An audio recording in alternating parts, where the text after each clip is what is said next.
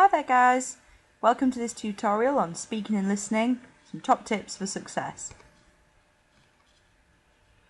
Okay, now I know this is going to sound utterly obvious, but so many times I've assessed speaking and listening tasks from students and been absolutely amazed by the lack of preparation that they've put in. You know, lots of you are actually able to achieve really good marks in speaking and listening tasks, but really haven't kind of put in the groundwork. So my first tip is really make sure you know what you're talking about. Research your topic, perhaps creating some prompt cards, and rehearse using those prompt cards. Perhaps then when you feel comfortable using the cards, then actually try and do that without using them. I think a good idea is to rehearse in front of your friends or family, because it kind of gets you in that real audience, participation, and just helps to kind of build confidence a bit as well. You know they're on your side. Maybe ask them to ask you some questions and just test your ability to respond to any questions you might get thrown, and really rehearse some more. Now, eye contact is really key to a decent speaking and listening assessment. It can sometimes feel a bit awkward or embarrassing to make eye contact. We can feel nervous, lose our focus, but it really does help to kind of create that relationship with your audience, and it can keep their interest because they feel if you're looking at them that they've got to listen a bit harder. And even if you're sort of feeling sick with nerves inside, it does help you helps make you look confident, even if you're feeling worried. Intonation means basically to change the tone of your voice, so change the pitch, change the sound effects that you're making. So rather than talking in a monotone, which is very boring, try changing the volume, the pitch of your voice to try and create a few different effects. And again, keeps people's interest. It's really key that you try to use standard English. This is what we would call kind of proper posh English, and sometimes you might have heard it referred to as the Queen's English.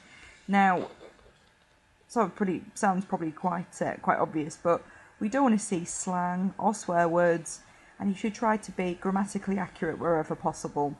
You should also try to avoid using filling words like and like, because it just makes you sound as though you don't really know what you're saying.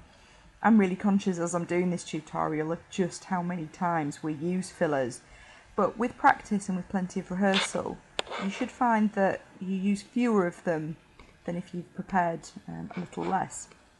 See, I just did an after I've just said that. Right, sophisticated vocabulary is crucial. We've got two examples here from students doing presentations on someone who's important to them. And it should be fairly obvious if you read through those two examples which one is using the more sophisticated and original and interesting vocabulary. And really it shows off loads of different skills. Not only does it engage your audience, but it also shows you've got a strong command of the English language. Now, confidence is my next tip. Really easy to tell you to be confident when you're doing a speaking and listening assessment, and much harder to do it in real life. And I know that for loads of people, the thought of standing up maybe in front of a class or a teacher is really terrifying. I know that because whenever we have speaking and listenings, the attendance that lesson is always down. But everyone's in the same position. The best thing you can do is just get really stuck in. Bear in mind, everyone's in the same boat. No one's laughing at you. They're with you. And really it's a case of sticking a smile on your face, speaking clearly, trying to be enthusiastic, and, if all else fails, fake a bit of confidence. Now, obviously your assessment is called speaking and listening, and we focus a lot of the time on speaking skills, but listening is equally important. Now, sometimes people just think listening is being quiet while someone else talks, but that's not really the case. We don't want you sitting there like a sack of potatoes, totally bored, planning what you're going to watch that night or what you're having for your tea. What we're looking for is active listening. It really requires you to focus carefully on what the other person's saying. Now, there are ways to show that you're paying attention. Eye contact, smiles, sitting up in your seat, not slumped there. And you might need to be able to respond to what you've heard. So, particularly in a discussion situation, asking questions or even challenging the other person about their point of view. And this should go without saying, but don't interrupt or undermine someone. We don't want to see people laughing when someone's talking or having another conversation, going on their phones. It's hugely disrespectful, if nothing else. I wanted to share with you the examiner's mark scheme, the AQA's mark scheme for speaking and listening assessments. You could just pause the film at this point, but I am going to give you an overview for each of the 3 types of tasks. Just for your reference, communicating and adapting language, we as your teachers often call these presentation tasks. Interacting and responding is often referred to as discussion, and creating and sustaining roles is often referred to as role play. So then, with presentation tasks, they're really looking for standard English. Also that you can use a range of non-verbal techniques. And so this is things like gesture, using your hands, moving, maintaining eye contact with people. And also being really aware of who is it you're talking to and what the context you're speaking in.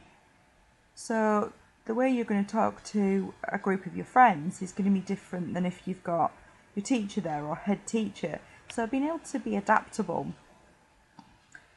We want to see that you can emphasise the main points. So if I've asked you to do a presentation on the internal workings of the combine harvester, for example, I want you to be able to tell me, emphasise what are the key points of that.